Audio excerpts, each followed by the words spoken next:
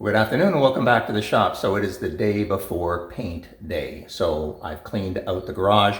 All of the components I need to paint are hanging. Now you know that when you're painting primer, it does not have to be oriented. You don't have to worry about the panels lying flat. You can paint them vertically. Now if you're going to put paint on this car, like the final paint, you have to have the panels oriented the way they're going to sit on the car. That way it's all going to match. But for primer, who cares? So basically the car is prepped. I have not used the wax and grease remover yet on it. I'm going to be doing that a lot later. I also have the tack rags and we're going to hit it with the tack rags just prior to painting. So I've got that as well. But let me show you what else we have to prepare. Okay, number one is the gun. So this has been retired for about a year and a half. So I took it all apart, cleaned it all out. I installed a 1.7 gun tip, right? Because we are putting on a primer. So it is a lot thicker than the regular paint. I've already dialed it in, so when you pull the trigger on this thing, we're at about 35 pounds of pressure, which is a little high, but like I said, once we start spraying, that'll drop.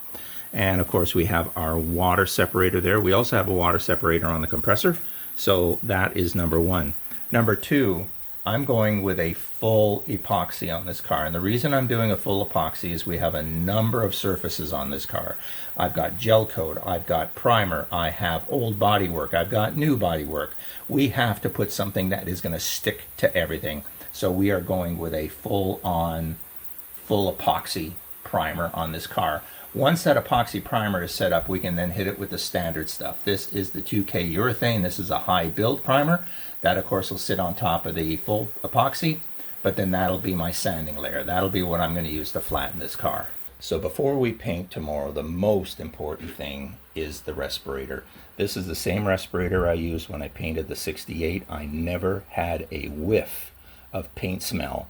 And that way you know it's blocking everything, because remember that room got pretty cloudy. So respirator, brand new set of filters, not open yet. So number one, safety. Number two is simply just to make sure I get protected. I've got a full body suit. This is just to cover me head to toe so I don't get epoxy all over my body. Brand new set of gloves, so we've got the gloves going. We have the cleaning kit all ready to go. Obviously acetone in order to clean the gun after we get it out of the, after we finish spraying. I'm going to put a bucket here, have the acetone ready to go so that when I dismantle the gun, I can drop it immediately into the acetone and we can brush everything off.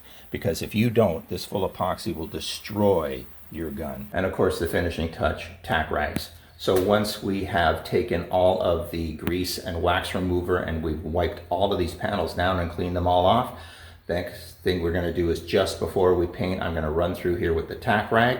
We're going to tack everything down. And then once we tack it all down, we can then hit it with the paint. So hopefully that goes well tomorrow. If you enjoyed the video, it's just a short one. Hit that like button and I'll see you in the morning.